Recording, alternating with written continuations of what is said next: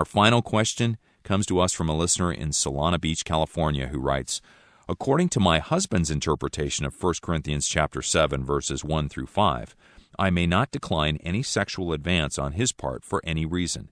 If I do so, for example, my reason of being tired, he says that I'm disobeying God and sinning. In your opinion, is this a correct interpretation of this passage? No, he's just saying that in order that he can satisfy his lust. That's all in the world that he's saying that for. And if he would read 1 Corinthians 7 a little more carefully, he'd find out that he's entirely wrong to talk to you like that. It says in 1 Corinthians 7, it says, now concerning the things whereof ye wrote unto me, it's good for a man not to touch a woman. That's in the very first verse. It's good for a man not to touch a woman. There are times when he should not. And your husband hadn't learned that one, has he? All he knows is he wants to satisfy his lust, and that's all.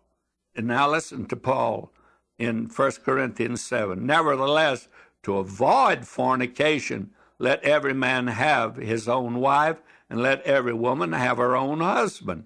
Let the husband render unto the wife due benevolence, that is, consideration, due love, and likewise also the wife unto the husband.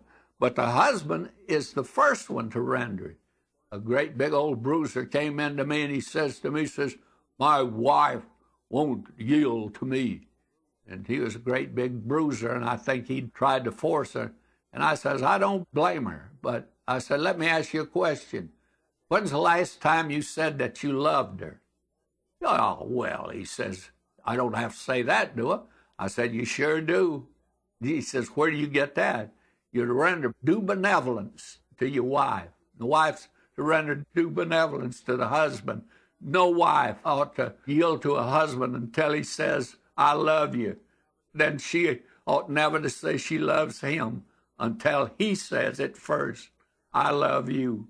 May I say, when you put marriage on that kind of basis, you got it on the basis God wanted it on, the basis of love, and not this business of carnality. May I say to you, I think your husband is 100% wrong.